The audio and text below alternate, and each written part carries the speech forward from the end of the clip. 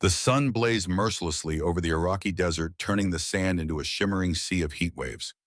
Operation Desert Storm was in full swing. Through the wavering air, a squad of elite operators moved in formation across a rocky outcrop, their uniform dark with sweat, their movements precise despite the oppressive temperature. They were hunting high-value targets, men whose elimination would save countless American lives. Master Chief William Daniels leaned forward in his chair, his weathered hands folded on the polished table before him. The conference room at the Naval Amphibious Base Coronado was filled with fresh-faced recruits, their backs straight, their eyes fixed on the old warrior before them.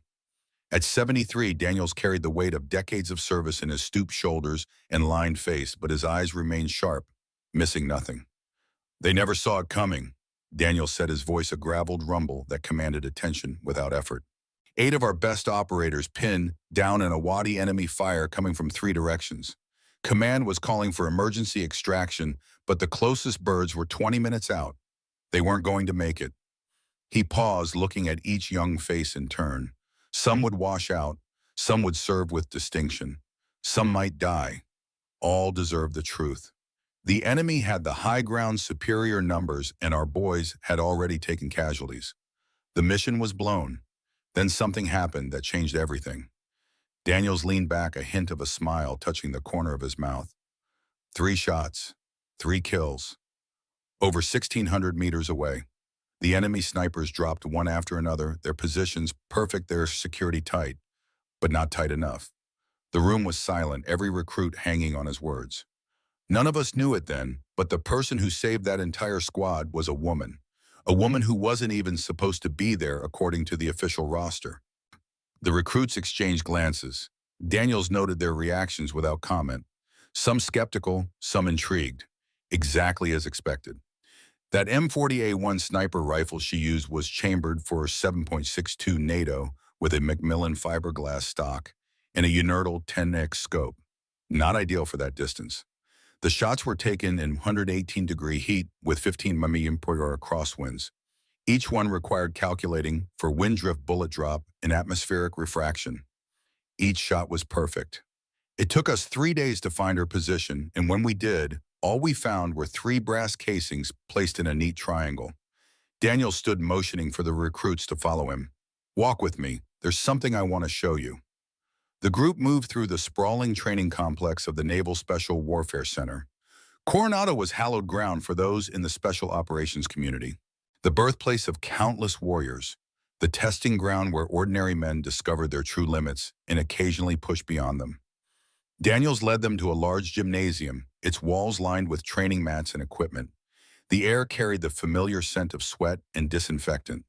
The sounds of men training echoed from adjacent rooms, but this particular space was currently empty. "This facility has seen thousands of operators come through over the decades," Daniel said, "but one spot in particular has special significance." He walked to the center of a blue mat and pointed to a small black star about 2 inches across, nearly invisible against the dark blue unless you knew to look for it. "See that? We call it the star. It marks the exact spot where a lieutenant learned the most expensive lesson of his career." Daniels tapped his temple. A lesson about judging books by their covers. The recruits gathered around, peering at the unassuming mark. "Sir, what happened here?" one of them asked. Daniels nodded as if he'd been waiting for the question. "It happened 5 years ago, right where you're standing. It was a moment that changed how we approach combat training throughout the entire special warfare community. Some call it the Reynolds incident. Others call it the day reality checked in. I was here. I saw it happen. And now I'm going to tell you exactly what went down." The morning had begun like any other at the Coronado training facility. The gymnasium buzzed with activity as sailors gathered for advanced hand-to-hand combat training. The air was thick with humidity despite the powerful air conditioning units working overtime. The blue mats were arranged in a large square in the center of the room, surrounded by weight equipment and training dummies. Lieutenant James Barrett stood at the front of the class, his posture perfect, his uniform crisp despite the heat. At 32, Barrett was everything the Navy wanted in an Officer West Point graduate, decorated combat veteran, and the son of a 3-star general. His record in Afghanistan included multiple commendations for bravery under fire. His physical fitness scores were consistently at the top of the charts. Barrett was the kind of officer who looked the part, Daniels told the recruits. Tall, built like a linebacker with that square jaw they seemed to hand out at officer candidate school. The men respected him. The brass loved him. He was on a fast track to command. What few people knew was that Barrett carried invisible wounds. During his last deployment to Kandahar, his unit had been ambushed. 3 men died, including his closest friend. Barrett had dragged 2 wounded teammates to safety under heavy fire, earning him a Silver Star. But the loss haunted him. The thing about trauma, Daniel said quietly, is that it changes you. Sometimes it makes you stronger. Sometimes it breaks you. Sometimes it hardens you in ways that seem like strength, but aren't. Barrett had developed rigid ideas about combat effectiveness. He believed that physical strength was the ultimate determinant of survival. He had come to view any deviation from traditional standards as a threat to operational integrity. In private conversations, he blamed his teammates' deaths on what he called lowered standards in social engineering in the military. He believed women had no place in combat roles, Daniels explained, thought they were a liability that would get real operators killed. He wasn't shy about sharing those opinions either. The class that day consisted of 30 sailors, including 4 women. Most were young in their 20s, eager to prove themselves. They stood at attention as Barrett paced before them, explaining the day's objectives. Today we're covering extraction techniques when you're outmatched by a larger opponent, Barrett announced. This isn't theoretical. This is life and death. When your primary weapon fails and you're down to hand, these techniques are all that stand between you and a pine box. That's when Petty Officer Alexandra Reynolds walked in. She was 5 minutes late, and Barrett noticed immediately. She moved quietly to the back of the formation, taking her place without disrupting the class. But Barrett wasn't about to let the infraction slide. "Petty Officer," he called out, his voice sharp, "nice of you to join us. Care to explain why you think your time is more valuable than everyone else's?" Alex stood at attention. "No excuse, sir. I was delayed during weapons inspection." At first glance, there was nothing remarkable about Alexandra Reynolds. Average height, athletic but not bulky. Her dark hair was pulled back in a regulation bun. Her uniform was worn, but immaculate. She wasn't particularly beautiful or striking. She was by all appearances utterly unremarkable, except for her eyes. "I've been in this business a long time," Daniels told the recruits. "I've seen all kinds of operators. Delta Force Rangers, SEALs. The real deal. The ones who've been best in the worst situations imaginable and come out of the other side. They all have a certain look in their eyes. It's not something you can fake or manufacture. It's the look of someone who has seen the devil up close and didn't blink." Reynolds had those eyes. Gray as a winter sea alert, but not anxious, taking in everything while revealing nothing. They were the eyes of someone who had made life or death decisions and lived with the consequences. Daniels, watching from the back of the room, noticed other details too. The way she distributed her weight evenly on the balls of her feet, ready to move in any direction. The subtle scans she performed, cataloging exits, threats, angles.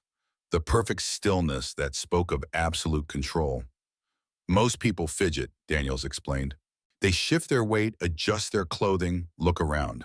It's normal human behavior." Reynolds stood like a statue, but not a rigid one, like a coiled spring, perfectly balanced, perfectly still, but ready to unleash kinetic energy in an instant. Barrett didn't see any of this. He saw only a woman who had arrived late to his class. "Since Petty Officer Reynolds thinks her time is special, perhaps she'd like to help demonstrate today's techniques," Barrett said with a thin smile. The class parted as Reynolds moved to the front. She stood before Barrett, waiting for instructions.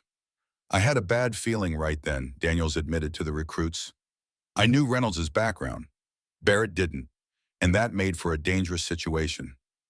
What Daniels knew, what almost no one in that room knew, was that Alexandra Reynolds wasn't just another sailor. She was part of a classified program that had begun under President Reagan during the final years of the Cold War. The Artemis program, named after the Greek goddess of the hunt, had been a highly compartmentalized initiative to train female operatives for missions where men would be at a disadvantage. "During the Cold War, we needed assets who could move in certain environments without raising suspicion," Daniels explained. "Female operatives who could blend in, who could access places male operators couldn't. but they needed to be just as lethal, just as effective in combat situations. The program was small, never more than 20 active operatives at its peak. The training was identical to that received by male special operators with no concessions or adjusted standards. Many washout out. A few excelled. Alexandra Reynolds had been the program's star pupil. She had completed Bud's training alongside male candidates anonymized in the records as Candidate X. She had mastered advanced weapons systems, infiltration techniques, and hand-to-hand combat methodologies from around the world. She spoke 4 languages fluently. She could assemble and disassemble any NATO weapon blindfolded, and she had deployed, repeatedly. Her first mission had been to East Berlin in 1989, just months before the fall of the wall. Disguised as a Canadian graduate student, she had infiltrated a KGB facility and extracted critical intelligence about Soviet nuclear capabilities. The Soviets had sent 3 male operatives to the same facility, Daniel said. All were captured. 2 were executed. 1 spent 6 years in a prison before being exchanged. Reynolds got in and out in 48 hours with the complete targeting package. No one ever knew she was there. Over the next 15 years, she had participated in operations across Eastern Europe and the Middle East. Always covert, always deniable. Her official record showed routine deployments on support vessels. Her real achievements were documented only in classified files with code names like Marathon and Longbow. 7 combat deployments, Daniels told the recruits, 31 confirmed enemy combatants neutralized, 4 high-value targets captured, 2 rescued hostages, all while officially working as a logistics specialist. None of this was known to Barrett as he faced Reynolds on the mat. He saw only a female petty officer who he believed had no business in combat roles. The larger opponent will attempt to use superior strength and weight, Barrett explained to the class. They'll try to pin you to limit your mobility. Once that happens, your options become severely limited. He demonstrated a standard hold gripping Reynolds' arm firmly. His grip was unnecessarily tight, a small dominance display that didn't go unnoticed by Daniels or Reynolds. Most female combatants will be at a significant disadvantage in upper body strength, Barrett continued. This isn't opinion, it's biological reality. The average male has approximately 40% more upper body strength than the average female of similar fitness levels. In a combat situation, that differential can be lethal. Reynolds' expression remained neutral as Barrett used her to demonstrate various holds and control positions. She complied with his instructions, playing the role of the subdued opponent, offering no resistance. Now the manual teaches a standard escape technique, Barrett said, maintaining his grip on Reynolds' wrist. A quick pivot followed by a strike to vulnerable areas like the throat or groin. The problem is against a significantly stronger opponent, the initial break from the hold may be impossible to execute. He increased the pressure on Reynolds' wrist, causing several students to wince visibly. This is the reality you need to understand, he said, his voice harder now. In actual combat against an actual enemy who wants to actually kill you, technique will only get you so far. At some point, it comes down to strength, endurance, and the willingness to do whatever it takes to survive. Barrett was no longer simply teaching. He was making a point, using Reynolds as a prop in his personal crusade. His grip on her wrist had tightened to the point where his knuckles were white. The class had grown uncomfortably quiet. Daniels watched Reynolds carefully. Her breathing remained steady.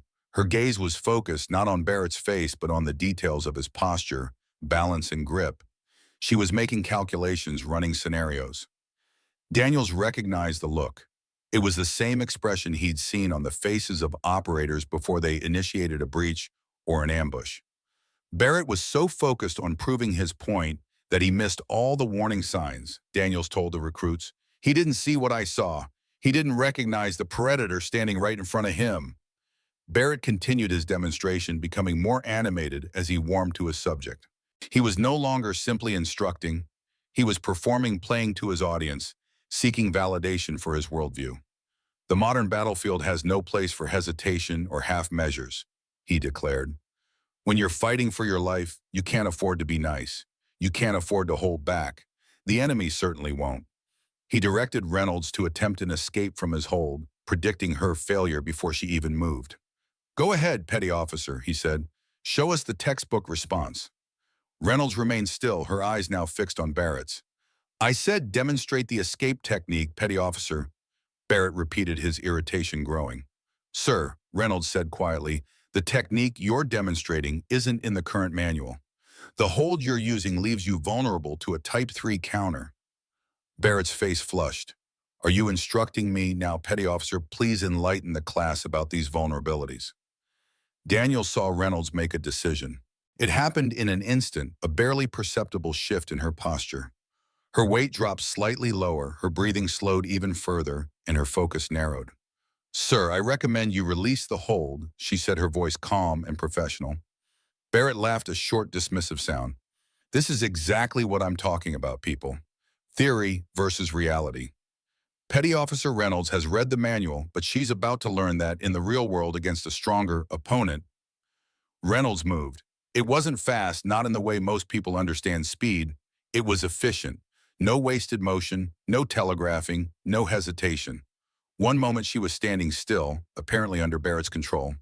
The next she had executed a precise shift of weight and leverage that broke his grip and placed him slightly off balance. Barrett, to his credit, reacted quickly. He attempted to re-establish control, moving to secure a more dominant position. In doing so, he made the fatal error of escalating the encounter. What had been a demonstration became a contest.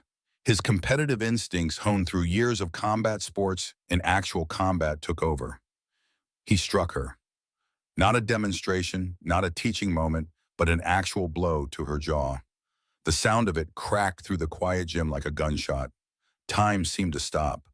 The class froze in collective shock. Barrett himself appeared surprised by what he had done, his eyes widening slightly as he realized he had crossed a line.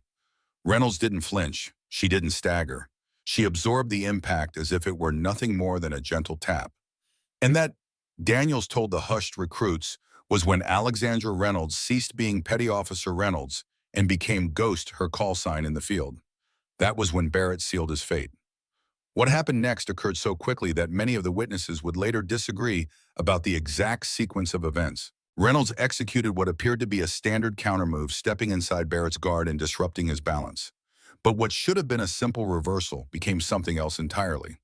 She moved with the fluid precision of someone who had performed these exact movements thousands of times under the most extreme conditions imaginable. Each motion flowed into the next with mathematical perfection. There was no hesitation, no recalculation, no adjustment, just pure applied violence. Barrett, despite his size advantage and considerable skill, found himself utterly outmatched. He attempted to counter to regain the initiative, but each move he made was anticipated and neutralized before it could develop. It was like watching a chess master play against a novice, always 3 moves ahead, countering strategies before they fully formed. 7 seconds. That's how long it took from the moment Reynolds began her counterattack to the moment Barrett lay unconscious on the mat. 7 seconds, Daniels repeated. I counted. 7 seconds for one of our most decorated young officers to be completely neutralized by someone he had gravely underestimated. The class stood in stunned silence. Reynolds stood over Barrett, her breathing still calm, her posture relaxed. She looked up at Daniels, a silent question in her eyes. Daniels stepped forward. Class dismissed, he announced. Report to the secondary facility for continuation of training. Petty Officer Martinez escort Lieutenant Barrett to medical when he regains consciousness. Reynolds with me. As the sailors filed out, their whispered conversations already building the foundation of what would become a legend, Daniels approached Reynolds. That could have gone better, he said quietly. Reynolds' expression remained neutral. Yes, Master Chief, it could have. He struck you. He did. You could have killed him. Reynolds met his gaze steadily. Yes, I chose not to. Daniels nodded, acknowledging both the skill and the restraint. This is going to complicate things. I'm aware, Master Chief. Daniels sighed, already anticipating the administrative nightmare that was about to unfold. Report to Admiral Chandler's office at 1400. Say nothing to anyone about this incident. I'll handle the preliminary damage control. Reynolds nodded once sharply, then turned to leave. As she reached the door, Daniels called after her. Reynolds? She paused, looking back. Nice takedown. The ghost of a smile touched her lips, so brief it might have been imagined. Then she was gone, leaving Daniels alone with the unconscious Barrett and the small section of mat that would soon be marked with a star. The news spread through the base like wildfire. By mid-afternoon, the story had reached the highest levels of command, growing more elaborate with each retelling. In some versions, Barrett had been thrown across the room. In others, Reynolds had used some secret martial art known only to elite operatives. The truth, as usual, was both more simple and more complex. Admiral Thomas Chandler's office reflected the man himself, austere, organized, and intimidating. The admiral had served for 35 years, commanding everything from small patrol boats to carrier groups. Now approaching retirement, he oversaw several special programs, including Artemis. When Daniels arrived for the emergency meeting, the room was already crowded. Captain Richard Harris, the original architect of the Artemis program, sat opposite Chandler. At 70, Harris had officially retired a decade earlier, but remained as a civilian consultant, his expertise too valuable to lose completely. Two JAG officers were present, as well as a stone-faced representative from the Pentagon, whose name was conspicuously absent from the introductions. "Let me make sure I understand the situation correctly." Admiral Chandler began, his voice like gravel. "One of our most promising young officers physically assaulted a female petty officer during a training exercise."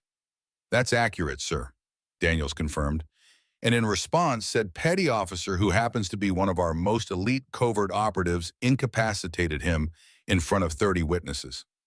"Also accurate, sir." Jesus Christ. Chandler rubbed his temples. The political fallout from this is going to be a nightmare. We've got sexual harassment, assault, potential gender discrimination, and the exposure of a classified program all wrapped up in one tidy package. "If I may, Admiral," Harris interjected, "this could be an opportunity rather than just a problem." All eyes turned to the older man. "The Artemis program has been active for nearly 30 years, Harris continued. In that time, it has produced some of our most effective operators working missions that would have been impossible for traditional male assets. But it has remained hidden. Its success is unacknowledged. Its operators denied the recognition they deserve." He leaned forward, his eyes bright with conviction. "Perhaps it's time we brought it into the light, not as a scandal, but as a success story. The world is changing.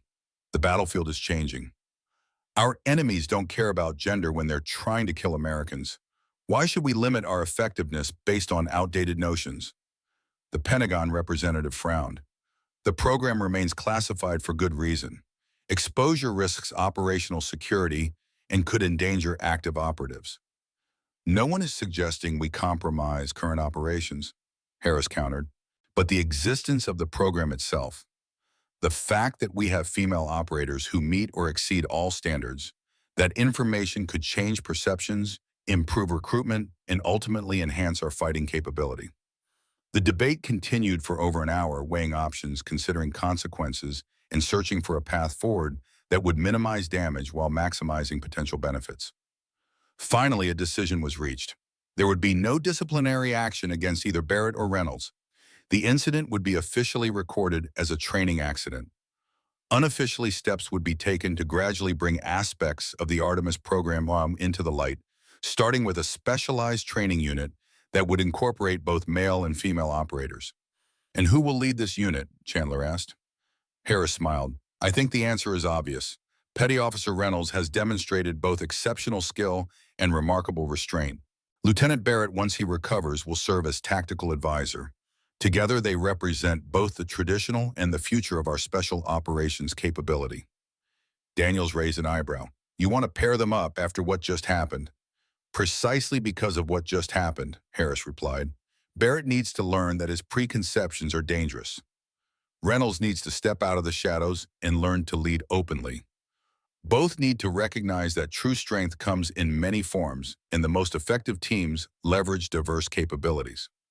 Chandler considered this, then nodded slowly. "It's unorthodox, but so is the situation. Make it happen, Daniels, but keep it contained. The last thing we need is for this to blow up in the press before we're ready." As the meeting dispersed, Harris pulled Daniels aside. "There's something else Barrett needs to know," he said quietly. "Something that might help him adjust his perspective." "What's that?" Harris's expression was grave. 3 years ago, Barrett led a squad in Somalia pursuing a high-value target. They were nearly ambushed by local militia. The only reason they survived was because an unidentified sniper eliminated the threat from over a mile away. Daniels felt a chill of realization. "Reynolds." Harris nodded. She was operating in the region tracking a separate target, spotted the ambush being set up, and intervened. Barrett never knew who saved his team that day. He filed it as unknown friendly fire support in his report. He doesn't know she saved his life. No, and I think it's time he did. As the recruits absorbed the story, Daniel stood once more over the small star embedded in the blue mat. So that's how it began, he told them. Right here. One moment of prejudice, one demonstration of skill, and the start of a change that would ultimately transform our entire approach to special operations. He looked at each of them and turned his gaze penetrating. The lesson isn't just about respecting female operators, though that's part of it. The real lesson is about assumptions, about judging capability based on appearance, about recognizing that the most dangerous person in the room rarely looks the part. One of the recruits raised his hand. Master Chief, what happened to Lieutenant Barrett? After he woke up, I mean. Daniel smiled slightly. That's the next part of the story. And in many ways, it's the most important one. Because what makes a true operator isn't never making mistakes, it's how you respond when you do. He gestured for them to follow him out of the gymnasium. Barrett woke up in the medical bay with a concussion, a dislocated shoulder, and a severely bruised ego. He was angry, embarrassed, and convinced that what had happened was some kind of fluke. But he was about to learn something that would change his perspective forever. The recruits followed, eagerly hungry for the next chapter in the story of the star on the blue mat.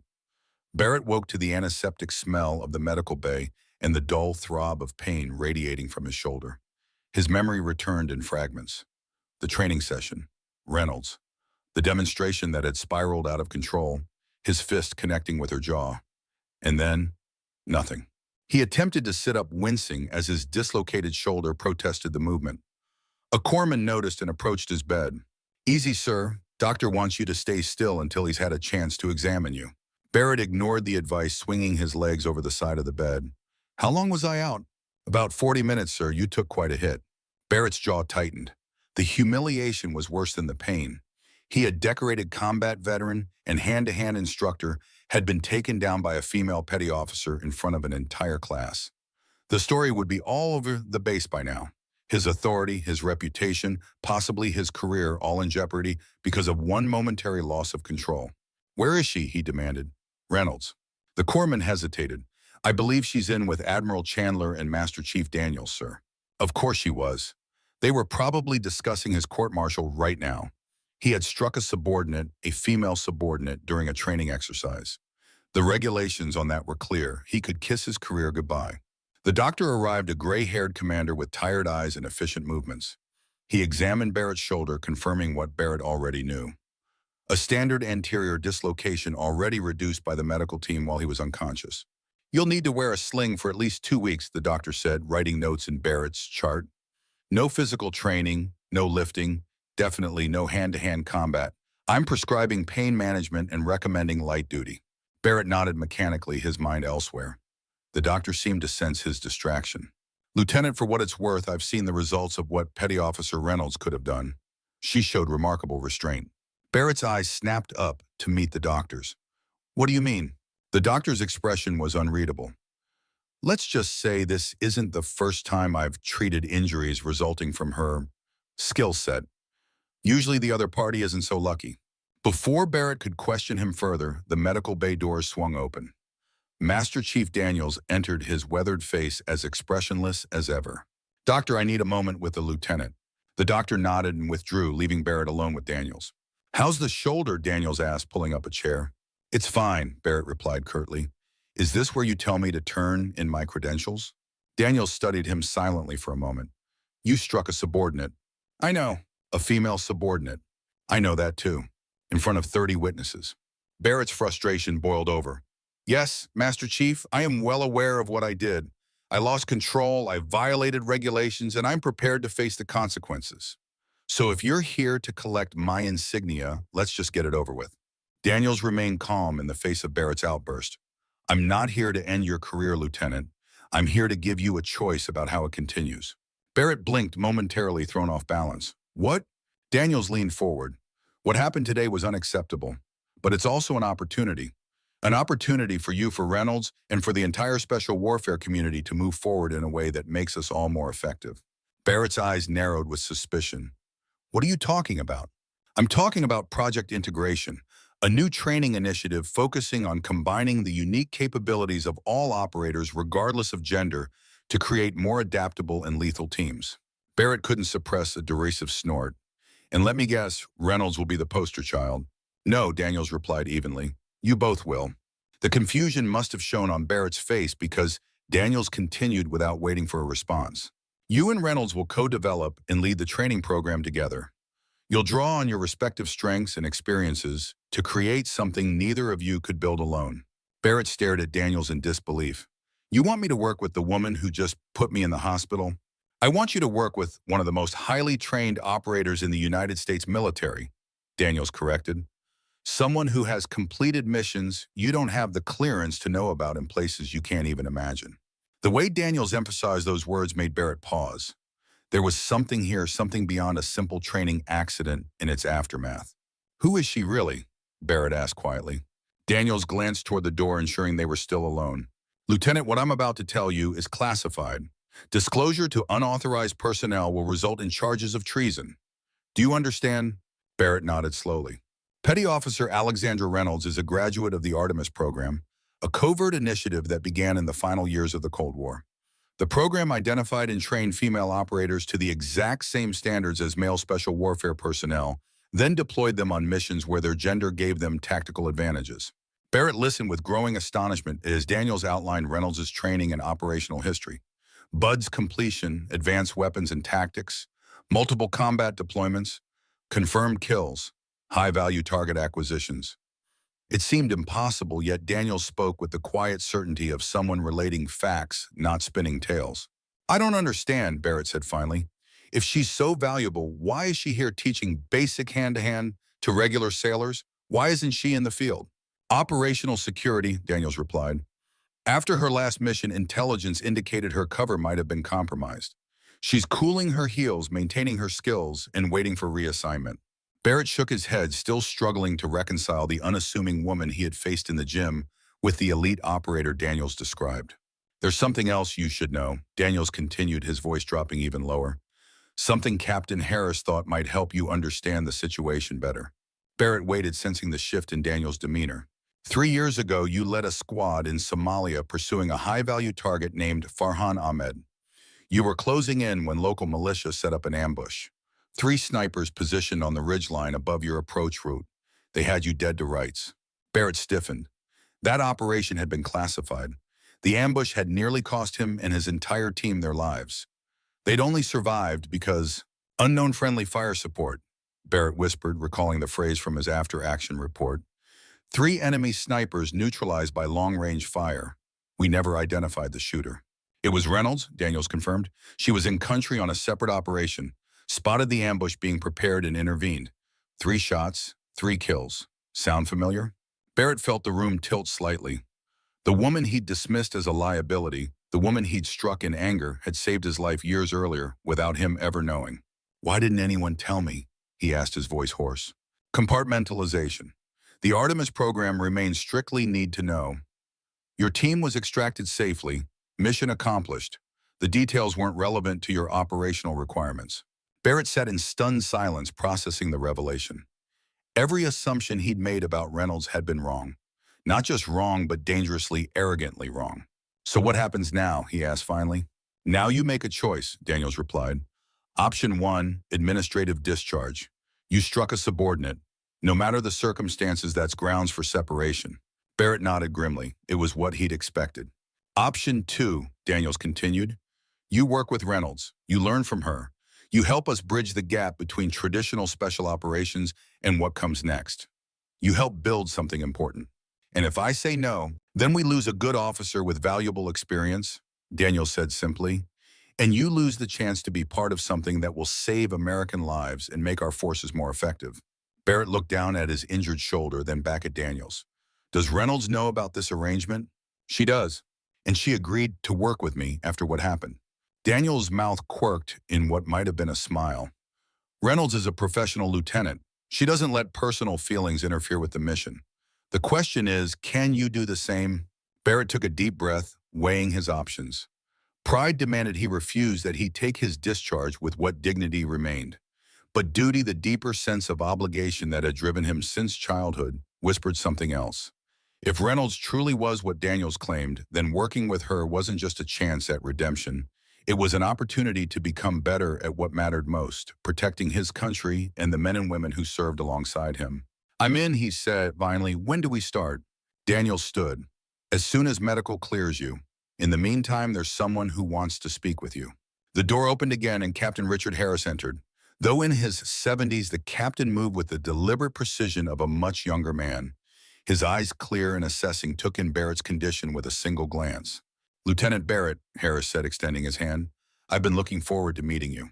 Barrett awkwardly shook hands with his good arm. "Captain." Harris pulled up a chair next to the bed. "Master Chief Daniels has briefed you on our proposal." "Yes, sir." "And you've agreed to participate." "I have." Harris nodded approvingly. "Good. You should know that I've been following your career for some time. Your actions in Afghanistan, particularly during the Kandahar incident, caught my attention. Not many officers would have risked their lives the way you did to save your men." Barrett shifted uncomfortably under the praise. "I did what anyone would have done, sir." "No, Lieutenant, you did what a leader does. You put the mission and your men before yourself." Harris leaned back in his chair. "That's why, despite today's incident, I believe you're the right person for this project." Barrett frowned. "With respect, sir, I'm not sure I understand why. I just demonstrated exactly the kind of bias the program is presumably trying to overcome." Harris smiled slightly. "Precisely. Who better to help change minds than someone whose mind has been changed? Your perspective both before and after will be invaluable." Before Barrett could respond, the medical bay door opened once more. Reynolds stood in the entrance, her posture perfect, her expression unreadable. The bruise on her jaw where Barrett had struck her was already darkening against her skin. Barrett tensed involuntarily. Even knowing what he now knew, it was difficult to reconcile this unremarkable-looking woman with the elite operator Daniels had described. Harris gestured for Reynolds to join them. She approached, acknowledging both superior officers with a nod before turning her attention to Barrett. "Lieutenant," she said, her voice neutral. "How's the shoulder?" Barrett met her gaze, searching for anger or resentment and finding none. "It's been better. Your handiwork, I presume." A flicker of something amusement perhaps crossed her face. "Standard joint manipulation. You left me little choice." "So I'm learning," Barrett replied. He hesitated, then added, "I owe you an apology, petty officer, for what happened in the gym. It was unprofessional and unacceptable." Reynolds regarded him steadily. "Yes, it was. No excuse offered, no absolution granted, just acknowledgement of the truth." Barrett found himself respecting her directness. "I also understand I owe you a debt from Somalia," he continued. "Though it seems thank you is inadequate for saving the lives of my entire team." "You don't owe me anything, Lieutenant," Reynolds replied. "I was doing my job, same as you were doing yours. Enemy snipers presented a threat. I neutralized it." Harris observed their exchange with evident satisfaction. "Well, now that we've established mutual respect, perhaps we should discuss how this partnership will work going forward." Over the next hour, Harris outlined his vision for project integration. The initial phase would involve Barrett and Reynolds developing a comprehensive training program that combined traditional special operations tactics with the more adaptive asymmetrical approaches employed by Artemis operators. Once established, they would jointly instruct selected personnel drawn from various special warfare communities. The goal, Harris explained, is not simply to integrate female operators into existing frameworks, but to evolve those frameworks to incorporate the full spectrum of capabilities that diverse teams can bring to bear. Barrett listened attentively, asking questions about logistics, personnel selection, and evaluation metrics. Despite his lingering discomfort, he found himself genuinely engaged with the concept. If Reynolds and others like her were truly as effective as claimed, then failing to utilize their capabilities wasn't just socially regressive, it was tactically unsound. Reynolds contributed sparingly to the discussion, offering technical clarifications, but otherwise allowing Harris to lead. Barrett noted that her reticence didn't seem to stem from deference or timidity, but rather from a habit of economy. She spoke only when necessary, and when she did, her input was precise and valuable. As the meeting concluded, Harris stood. "I'll leave you two to get acquainted properly. The project officially begins once medical clears Lieutenant Barrett, but I suggest you use the interim to establish your working parameters." After Harris departed, an awkward silence fell between Barrett and Reynolds. Despite everything he'd learned, Barrett still found it difficult to know how to relate to her. Was she a subordinate, a superior operator with a lower rank, a colleague? The ambiguity was uncomfortable. Reynolds seemed to sense his uncertainty. Permission to speak freely, Lieutenant. Granted, this will only work if we establish some ground rules, she said. First, what happened in the gym stays in the gym. I won't mention it if you don't. Barrett nodded. Agreed. Second, I respect your experience and your combat record. You've led men in the field and brought them home alive. That matters. But you need to respect my experience too, even if most of it is redacted from any file you'll ever see. That's fair, Barrett conceded. Third, we check our egos at the door. This isn't about you or me. It's about creating something that will save lives and make our operators more effective. That's the only metric that matters. Barrett studied her for a moment, seeing her in a new light. Despite her unimposing appearance, there was an undeniable intensity to her, a focused purpose that commanded respect. I can work with those terms, he said finally, and I'd like to add one of my own. Reynolds raised an eyebrow, waiting. Complete honesty, Barrett said. Even when it's uncomfortable, especially when it's uncomfortable. If this is going to work, we need to be able to speak our minds without worrying about rank or politics. Reynolds considered this, then nodded. Agreed, honesty it is. She extended her hand and Barrett took it, sealing their agreement with a firm handshake. As their hands clasped, Barrett was struck by the calluses he felt on her palm, not the generalized toughness of someone who worked out regularly, but the specific pattern of someone intimately familiar with weapons and tools of war. In that moment, something shifted in Barrett's perception.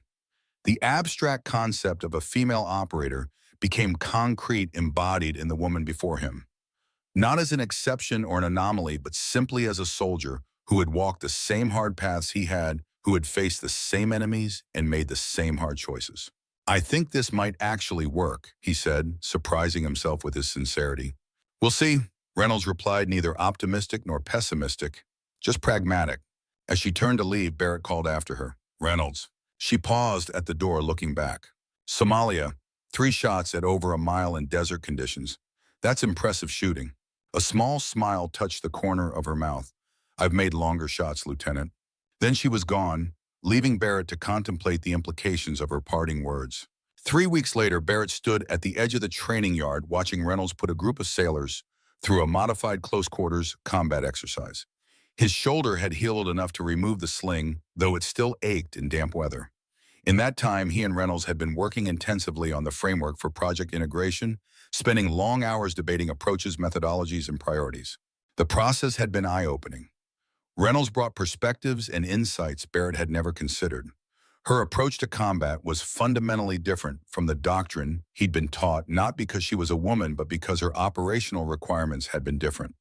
While Barrett had been trained for direct action, Reynolds had specialized in covert infiltration, intelligence gathering, and precision elimination of high-value targets. She fought not to dominate enemies through superior force, but to neutralize them with minimal visibility and maximum deniability. The objective isn't to win the fight, she had explained during one of their planning sessions. It's to complete the mission. Sometimes that means avoiding the fight altogether. Today's exercise demonstrated that philosophy in action. The sailors working in pairs were tasked with navigating a complex urban environment to reach an extraction point. The twist was that one partner was blindfolded, forcing the other to guide them, using only verbal commands and physical contact. In real combat situations, you may be operating with limited visibility communications blackouts or injured teammates, Reynolds explained to the group. Your ability to adapt to work around these limitations, rather than being paralyzed by them, can mean the difference between mission success and failure. Barrett watched as the pair struggled through the course. Some adapted quickly, developing efficient communication systems that allowed them to move with surprising speed and confidence. Others floundered, their frustration mounting as they repeatedly hit obstacles or lost their bearings. What do you see? Reynolds asked quietly, appearing at his side. Barrett considered the question seriously. 3 weeks ago, he might have offered a glib answer about the importance of physical strength or standard operating procedures. Now he looked deeper. Different problem-solving approaches, he said finally. The successful teams aren't necessarily the strongest or fastest individually. They're the ones who recognize their limitations and develop systems to compensate. Reynolds nodded approvingly. Exactly. And notice something else. In the most effective pairs, the guide isn't always the higher-ranked individual. Leadership shifts based on who has the critical information or capability in that moment. Barrett saw it now. A petty officer deferring to a seaman's guidance. A burly male sailor following the precise directions of a smaller female partner. Authority flowing naturally to whoever could best achieve the immediate objective, regardless of conventional hierarchies. Adaptive leadership, Barrett murmured, fluid and responsive to changing conditions. It's how Artemis teams operated, Reynolds confirmed. When your entire mission depends on moving undetected through hostile territory, traditional command structures can become liabilities. Everyone needs to be capable of leading when circumstances demand it. Barrett nodded thoughtfully. We should incorporate this into the core curriculum, not just as a tactical exercise, but as a foundational philosophy. As they continued to observe the exercise, Barrett became aware of a subtle shift in the atmosphere. The sailors who had initially viewed Reynolds with curiosity or skepticism now watched her with growing respect. Her competence, demonstrated daily without fanfare or self-promotion, had earned their attention in a way no amount of rank or authority could have commanded. But it was more than that.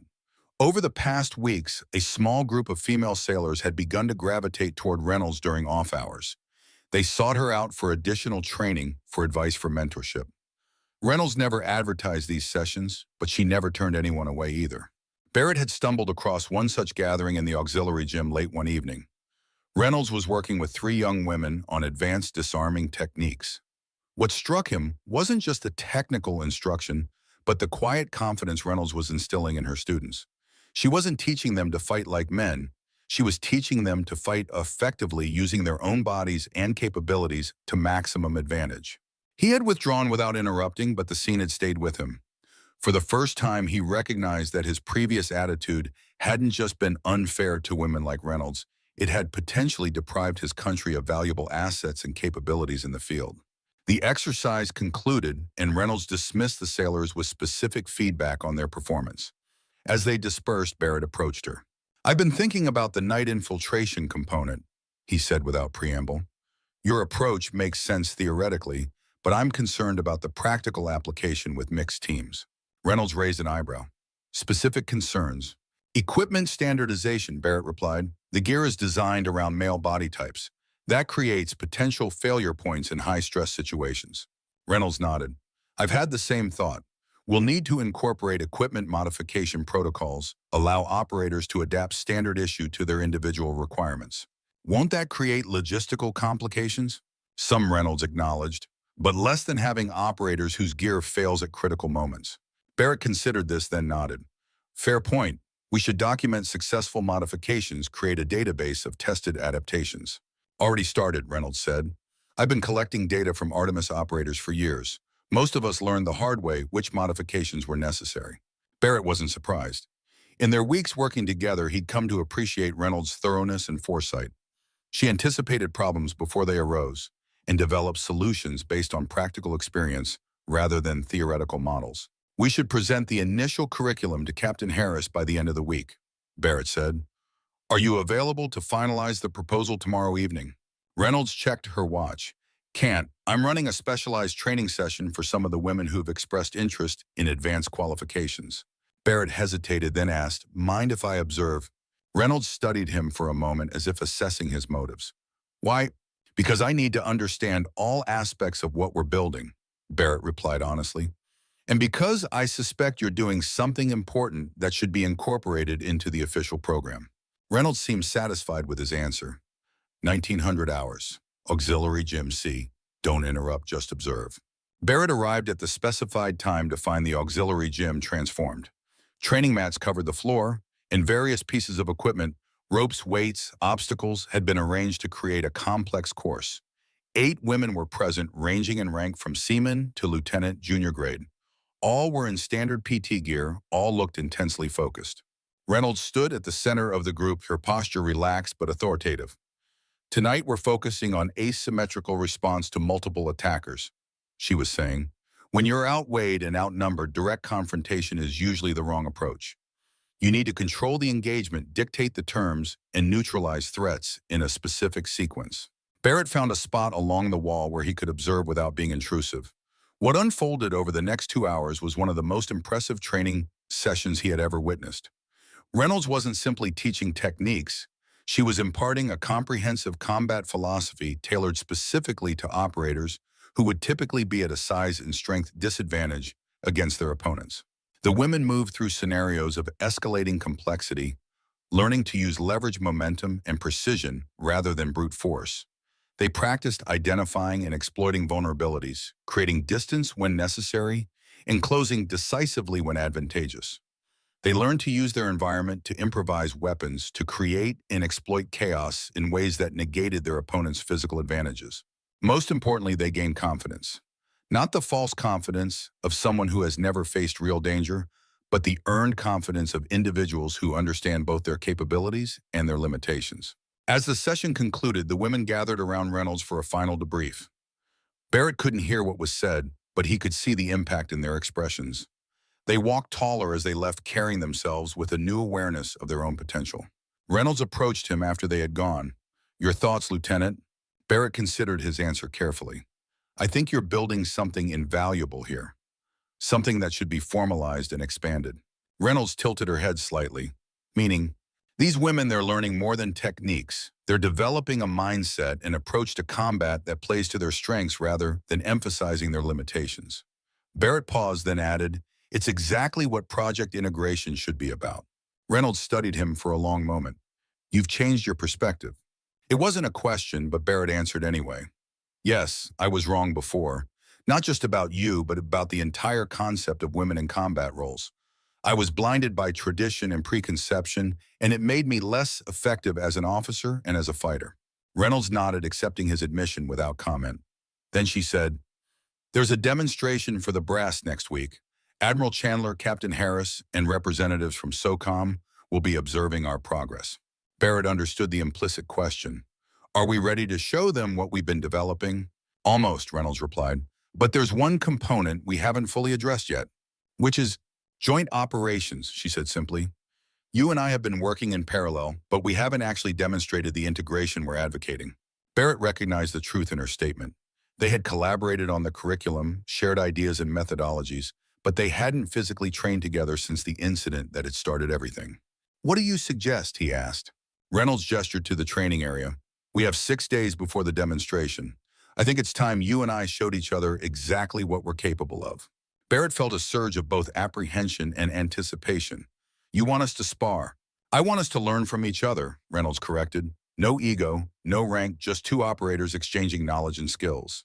Barrett considered the proposal. His shoulder was mostly healed, though not at full strength. More significantly, the prospect of facing Reynolds again, knowing what he now knew about her capabilities, was intimidating. But it was also necessary if they were truly committed to what they were building. "All right," he said finally. "When do we start?" "Tomorrow, 0500, Reynolds replied. And Barrett, "Yes." A small, challenging smile touched her lips. "Bring your A game." The next morning, as dawn broke over Coronado, two figures circled each other on the training mats of the deserted auxiliary gym. Barrett and Reynolds moved with the focused intensity of predators, each studying the other's movements, searching for patterns, weaknesses, openings. What began as tentative exchanges gradually evolved into a complex dialogue of action and reaction, technique and counter technique. Barrett brought power experience in conventional combat training. Reynolds contributed speed, precision, and unconventional approaches. Neither dominated, neither submitted.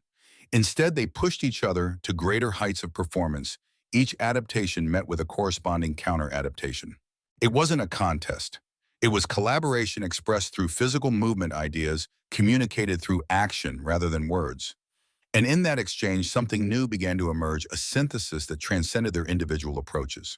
By the time they finally paused, both breathing hard, sweat soaking their PT gear, the sun had fully risen.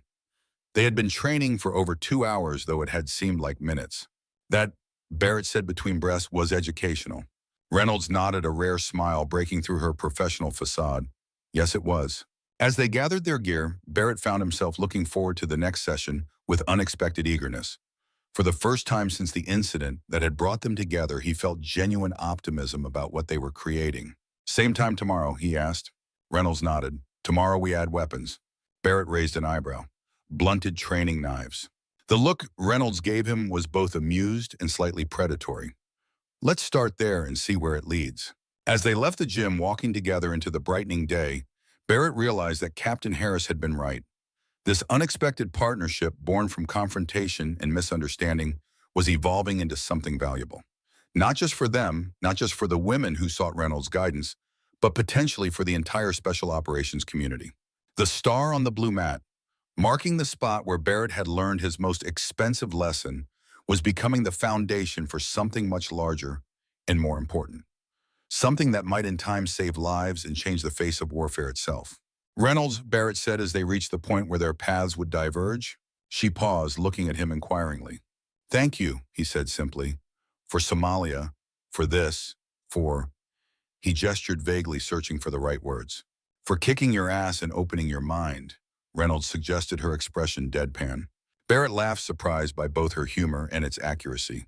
Yes, for exactly that. Reynolds nodded once, accepting his gratitude without making a fuss. Then she turned and walked away, her movements as economical and purposeful as everything else about her. Barrett watched her go, reflecting on how completely his perspective had changed in just a few short weeks. He had entered this arrangement seeking only to salvage his career. Now he found himself genuinely committed to the vision they were building together. It wouldn't be easy. There would be resistance, skepticism, institutional inertia. But standing there in the early morning light, Barrett felt something he hadn't experienced since before the ambush in Kandahar, pure uncomplicated purpose. The demonstration was 6 days away. They would be ready, and after that the real work would begin. The day of the demonstration dawned clear and cool, a light breeze carrying the salt tang of the Pacific across the Coronado base. In the pre-dawn darkness, Barrett and Reynolds moved through their final preparatory session, refining the sequences they would showcase later that morning. After 6 days of intensive training together, they had developed a remarkable synchronicity. What had begun as a tentative exchange of techniques had evolved into something more profound, a genuine integration of their respective approaches to combat. Barrett had absorbed elements of Reynolds' precision and economy of movement. Reynolds had incorporated aspects of Barrett's power and direct engagement tactics. Together they had created something new, a hybrid methodology that played to the strengths of each operator while minimizing vulnerabilities. Command deck wants us in the briefing room at 0730, Barrett said as they concluded their session. Final coordination before the brass arrives. Reynolds nodded, toweling sweat from her face. How's the shoulder? Good enough, Barrett replied with a small smile. It was a private joke between them now. The shoulder that Reynolds had dislocated weeks ago had become a barometer of their progress together. Its gradual healing had paralleled the development of their professional relationship from antagonism to mutual respect. The women from my evening sessions want to know if they can observe today, Reynolds said, changing the subject. Barrett considered this. Not officially part of the program yet. I know, but they've been working hard. It would mean something to them. Barrett studied her for a moment. In the weeks they had worked together, he had come to recognize the subtle shifts in Reynolds' typically impassive expression. The slight tension around her eyes now indicated this request mattered to her. I'll clear it with Harris, he said finally. No promises, but I'll try. The ghost of a smile touched Reynolds' lips. Thanks. They parted to shower and change, each lost in their own thoughts about the day ahead. For Barrett, the demonstration represented more than just the unveiling of a new training program. It was the public acknowledgement of his transformation from a man who had dismissed female operators as liabilities to one who recognized their unique value to the mission. It was an admission that he had been wrong and a commitment to a new way forward. The briefing room was already crowded when Barrett arrived at 0725. Captain Harris stood at the head of the table, surrounded by junior officers organizing presentation materials. Master Chief Daniels sat in a corner, his weathered face giving nothing away as he observed the controlled chaos. Lieutenant, Harris greeted Barrett. Everything ready for the dog and pony show? Yes, sir, Barrett replied. Reynolds and I completed our final run through this morning. Harris nodded approvingly. Good. Admiral Chandler will be accompanied by Rear Admiral Peterson from Naval Special Warfare Command and representatives from SOCOM.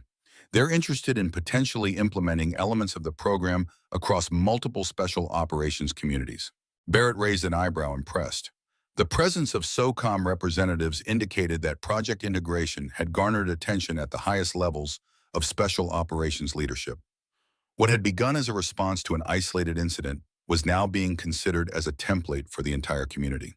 Sir, Barrett said, Reynolds asked if the women from her evening training sessions could observe today. I told her I'd run it by you. Harris considered this. The unofficial group she's been mentoring. Yes, sir. 8 women, mostly junior enlisted, though there's a Lieutenant JG as well. They've been working with Reynolds on advanced combat techniques. Harris stroked his chin thoughtfully. Normally I'd say no to unauthorized personnel, but in this case, it might actually strengthen our presentation. Demonstrates the program has already generated organic interest and results. My thought exactly, sir. Have them report to Master Chief Daniels at the training facility at 0900. He'll handle the security clearances. Harris glanced at his watch. Speaking of which, our guest will be arriving in 30 minutes. Where's Reynolds? As if summoned by the question, Reynolds appeared in the doorway, crisp in her service uniform. Barrett noted the rows of ribbons on her chest, visual testimony to a career of service that most people would never fully understand. The Combat Action Ribbon, the Navy Commendation Medal with Combat Vive, and several others that spoke of deployments to hostile territories and actions under fire. Only a fraction of her actual accomplishments Barrett knew, but impressive nonetheless. Petty Officer Reynolds reporting as ordered, sir, she said, addressing Captain Harris. Right on time, Harris replied. We were just discussing the final arrangements. Reynolds glanced at Barrett, a silent question in her eyes. He gave a slight nod, confirming that her request had been approved. She acknowledged this with the barest inclination of her head, then turned her attention back to Harris as he outlined the schedule for the demonstration. The briefing was concise and professional. Harris had arranged for a select group of operators from various special warfare units to serve as the demonstration team. Barrett and Reynolds would lead them through a series of exercises showcasing the integrated approach they had developed over the past month. Following this, there would be a presentation of the full curriculum with emphasis on how it could be scaled and implemented across different commands. Questions, Harris asked as he concluded the briefing. Sir, Reynolds spoke up. Will we be discussing the Artemis program itself? Harris exchanged a glance with Daniels. To a limited extent, the Admiral is prepared to acknowledge its existence and general purpose, but operational details remain classified. Focus on the methodologies, not the specific missions or personnel. Reynolds nodded, satisfied. One more thing, Harris added, his voice taking on a more serious tone. This isn't just about showcasing a new training program. This is about changing a culture. The resistance will be real both in that room today and throughout the community if this moves forward. Be prepared for skepticism, for dismissal, even for outright hostility. Barrett met Reynolds' gaze across the room. They had discussed this reality extensively during their planning sessions. The special operations community, like any elite group, was resistant to change. Traditions and methodologies that had proven successful in the past were not easily abandoned. Add to that the deeply ingrained gender expectations that permeated military culture, and they were facing an uphill battle. We're ready, sir, Barrett said with quiet confidence. Harris studied them both, then nodded once sharply. I believe you are. Let's go make some history. The demonstration facility had been prepared with meticulous attention to detail. The main floor had been divided into stations, each designed to showcase different aspects of the integrated training approach. Urban combat scenarios, long-range interdiction, close quarters, battle, asymmetrical response tactics, equipment, modifications, and adaptive leadership exercises all had dedicated areas. As the official party entered, Barrett stood at attention alongside Reynolds. Admiral Chandler led the group, followed by Rear Admiral Peterson and 3 officers wearing the distinct insignia of the Special Operations Command. Behind them came a collection of senior officers from various naval warfare communities, their faces composed in expressions of professional interest tinged with skepticism. Barrett recognized the look. It was the same expression he himself would have worn just a month ago, confronted with the proposition that traditional special operations methodologies could be improved by incorporating approaches developed for and by female operators. The irony wasn't lost on him. Captain Harris stepped forward to greet the visitors and provide introductory remarks. Barrett used the moment to scan the periphery of the room. In a designated observation area, he spotted the 8 women from Reynolds' evening sessions. They stood together, their posture perfect, their attention absolute. Among them, he recognized the lieutenant junior grade Reynolds had mentioned, a slender woman with watchful eyes who seemed to be studying the senior officers with particular intensity. Admiral Chandler stepped to the center of the floor as Harris concluded his introduction. Gentlemen, he addressed the assembly then, with a nod toward Reynolds and the female observers. Ladies, We are here today to evaluate a new approach to special operations training and deployment. For decades, our community has operated under certain assumptions about optimal force composition and methodology.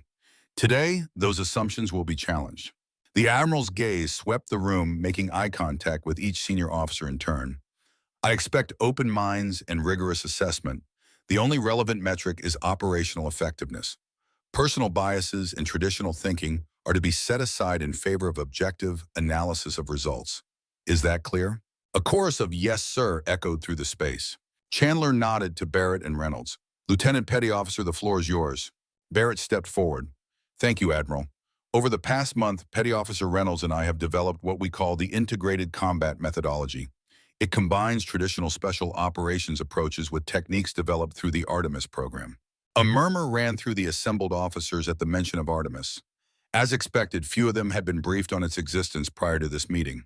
"For those unfamiliar," Barrett continued, "the Artemis program was established in the final years of the Cold War to train female operators for missions where their gender provided tactical advantages. These operators received the same training as their male counterparts in BODS and other special warfare qualification courses with no adjusted standards or expectations." He gestured to Reynolds. "Petty Officer Reynolds is a graduate of the program with 7 combat deployments and an operational record that would impress anyone in this room if you had the clearance to hear it." The murmur grew slightly louder. Barrett could see the skepticism in some faces, the disbelief in others. He pressed on. "What we've learned through working together is that the approaches developed within the Artemis program have applications far beyond their original context. By integrating these methodologies with traditional special operations tactics, we can create more adaptable, more robust, effective operators regardless of gender." Reynolds stepped forward to join him. "We'll demonstrate this through a series of practical exercises followed by a detailed presentation of the curriculum we've developed." What followed was a precisely choreographed showcase of the techniques and approaches they had refined over the past month. The demonstration team, composed of both male and female operators, moved through scenarios of escalating complexity. In each case, they employed hybrid methodologies that drew from both traditional special operations tactics and the Artemis approach. In the urban combat scenario, they demonstrated how smaller operators could use environmental features and momentum to neutralize larger opponents. In the long-range interdiction station, they showcased adaptations to standard sniper protocols that improved accuracy and reduced detection probability. At each station, Barrett and Reynolds provided commentary explaining the underlying principles and their practical applications. Throughout the demonstration, Barrett noted the changing expressions on the faces of the observing officers. Initial skepticism gave way to professional curiosity, then to genuine interest as the effectiveness of the integrated approach became apparent. Not universal conversion, certainly, but enough to suggest that minds were opening to the possibilities. As they reached the final station focused on adaptive leadership, Reynolds took the lead. "Traditional command structures are based on rank and experience," she explained. "These remain important, but in certain operational contexts, they can become liabilities. The Artemis program developed an adaptive leadership model where authority shifts based on who possesses the critical skills or information for a specific phase of the mission." She directed the demonstration team through an exercise where leadership transitioned seamlessly between members based on changing circumstances. A communications specialist took command during an intelligence gathering phase, then yielded to a demolitions expert when an obstacle needed clearing, who in turn deferred to a medical officer when a team member was injured. "This approach requires ego subordination and mutual trust," Reynolds continued. "Every team member must be willing to lead when appropriate and follow when necessary. The result is greater operational flexibility and resilience in rapidly changing environments." As the demonstration concluded, Barrett stepped forward to deliver the final summary. "What we've shown today represents just a fraction of the full curriculum we've developed. The integrated combat methodology doesn't replace traditional special operations training. It enhances it by incorporating proven techniques from a program that has operated successfully in the shadows for decades." He paused, making eye contact with several of the more skeptical officers. "I understand the resistance some of you may feel. A month ago, I would have been the loudest voice opposing this approach. I believed that women had no place in combat operations, that their presence would endanger missions and get real operators killed." The room had gone completely silent. I was wrong, Barrett said simply. My perspective was based on assumption and bias, not on operational reality.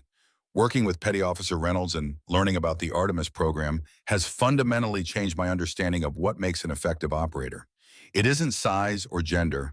It's skill adaptability and the willingness to subordinate ego to mission. He gestured to the demonstration team. These operators, male and female, have spent just 3 weeks training under the integrated methodology. In that time, they've achieved performance improvements that would take months under traditional approaches. Imagine what could be accomplished if we implemented this system across the entire special operations community. Admiral Chandler stepped forward as Barrett concluded. Thank you, Lieutenant Petty Officer. Most illuminating. He turned to the assembled officers. Questions? A commander from Naval Special Warfare raised his hand. Sir, with respect, we're looking at a very small sample size here. How can we be certain these results would scale across larger units? Barrett deferred to Reynolds, who had anticipated this question. Commander, the methodology has been tested extensively, albeit secretly, through the Artemis program. Over 3 decades, we've deployed operators trained in these techniques to some of the most hostile environments imaginable. The success rate speaks for itself. Can you provide specific metrics? The commander pressed. Many remain classified, Reynolds acknowledged. But I can tell you that Artemis operators have maintained a mission success rate of 94% across all deployments. The comparable figure for traditional special operations teams during the same period is 87%. The commander looked surprised and thoughtful. Another officer spoke up. The physical reality is that women on average have less upper body strength than men. How do you account for this in operations requiring brute force?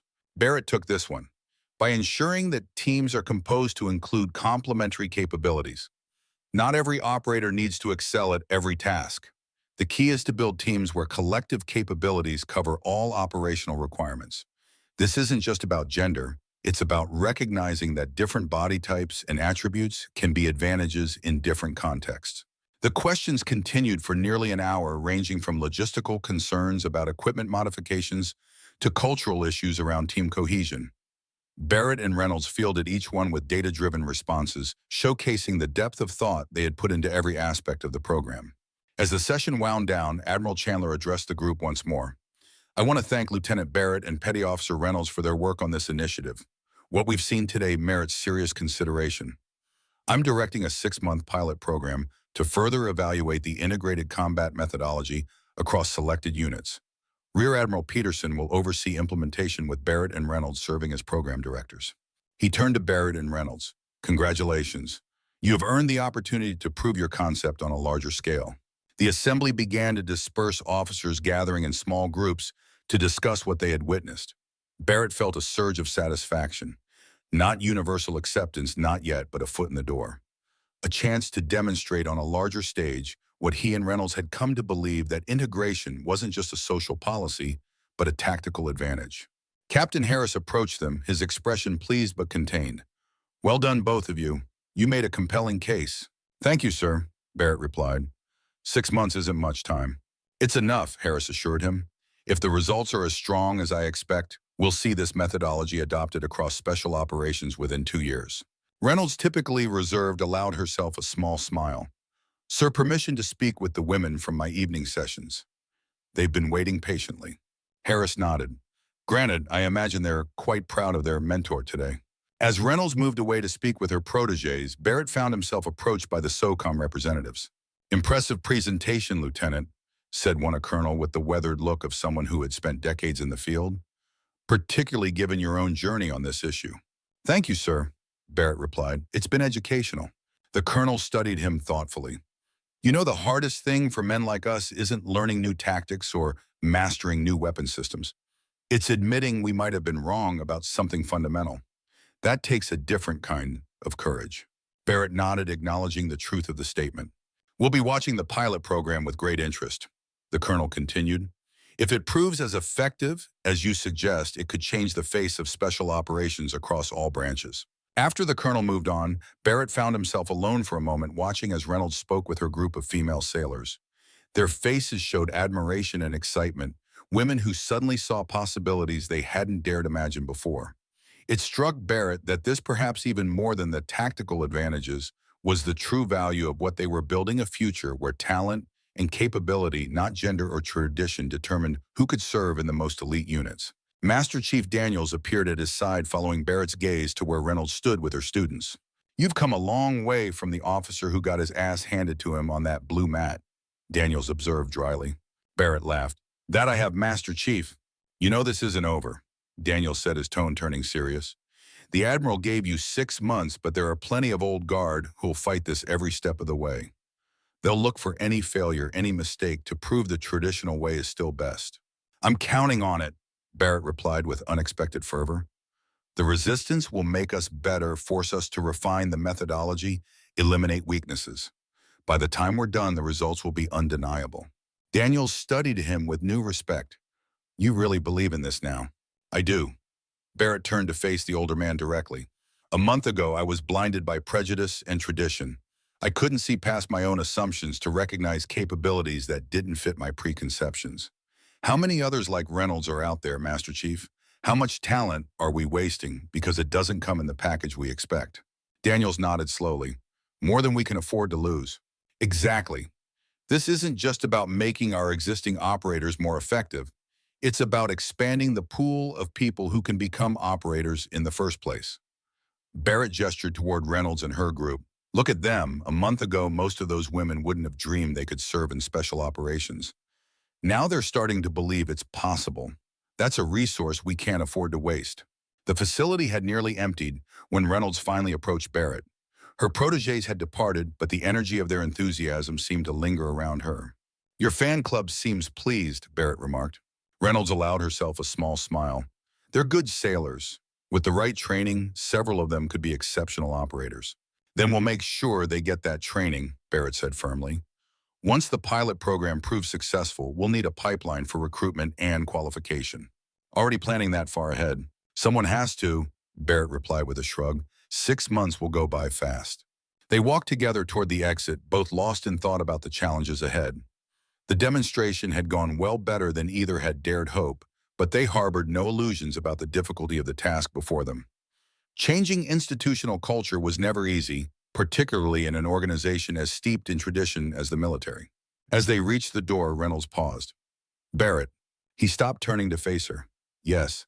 Thank you," she said simply, "for being willing to change your mind. Not everyone would have." Barrett shook his head. "I should be thanking you for showing me a better way forward, even after I gave you every reason to write me off as just another stubborn officer too set in his ways to learn anything new." "You proved me wrong about that," Reynolds admitted. "I expected compliance with the program, not genuine conversion to its principles." "The evidence was compelling," Barrett said with a small smile. "Hard to argue with results." They stepped outside into the bright California sunlight, blinking against the sudden glare. Across the bay, San Diego gleamed its skyline sharp against the clear blue sky. "So," Barrett said after a moment, "project director. That's quite a promotion from training instructor." Reynolds nodded. "For both of us." "Think you can stand working with me for another 6 months?" The ghost of a smile touched her lips. "I'll manage somehow." 10 years later, Master Chief William Daniels stood once more on the blue mat in the Coronado training facility. A fresh group of recruits gathered around him. The small black star, somewhat faded now, but still distinct against the dark blue, remained a focal point for his story. And that, he concluded, is how the integrated combat methodology began. Right here, with one officer's prejudice and one operator's skill, setting in motion changes that would transform the entire special operations community. The recruits, men and women in equal numbers, listened with rapt attention. For them, the events Daniels described were already passing into legend, part of the foundational mythology of their chosen profession. "Where are they now, Master Chief?" asked one young woman, her expression intent. "Lieutenant Barrett and Petty Officer Reynolds." "Commander Barrett," Daniels corrected with a small smile, "serves as the executive officer at the Naval Special Warfare Development Group. He oversees all integrated team training and deployment." And Reynolds pressed another recruit. "Captain Reynolds," Daniels said, his voice carrying a note of pride, "commands her own task force operating out of an undisclosed location. The details of her current mission remain classified, but I can tell you this: she leads one of the most effective special operations units in the United States military, with a team composition that would have been unimaginable a decade ago." He looked around at the young faces before him, seeing the eagerness, the determination, the hunger to prove themselves worthy of the legacy they sought to join. The lesson of this star, Daniels continued tapping the floor with his foot, isn't just about respecting female operators, though that's part of it. The real lesson is about assumptions, about challenging what we think we know, about recognizing that the most dangerous person in the room rarely looks the part. He straightened his aged frame, still carrying the dignity and authority earned through decades of service. Each of you came here with preconceptions about what makes an effective operator, about who belongs in this community and who doesn't. Check those assumptions at the door. They will only limit your growth and the growth of those around you. The recruits nodded, absorbing his words with the seriousness they deserved. Now, Daniel said, his tone lightening slightly, let me tell you what happened when Commander Barrett woke up in medical after his encounter with Captain Reynolds. That's when the real story began. Outside the training facility, the sun shone brightly on Coronado Naval Base. In offices and classrooms, on ranges, and in simulation rooms, men and women worked together, learning and teaching the integrated methodologies that had become standard throughout special operations.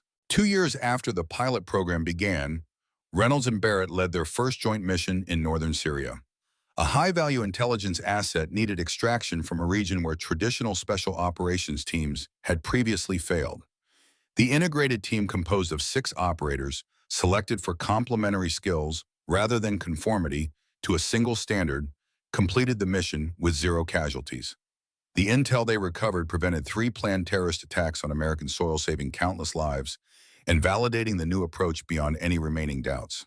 In a quiet corner of the base, a small plaque had been installed, visible only to those who knew to look for it. The inscription was simple: the most dangerous person in the room rarely looks the part. Captain A. Reynolds, USN.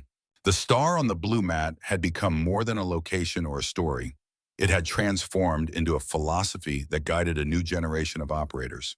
Across all branches of special operations teams now trained under the integrated combat methodology, their effectiveness measured not by adherence to tradition, but by mission success and lives saved. And somewhere in the shadows, continuing the quiet professional work of keeping their nation safe, Barrett and Reynolds carried forward the legacy they had created together, their unlikely partnership proving more valuable than either could have imagined on that fateful day when prejudice met skill on a blue mat in Coronado.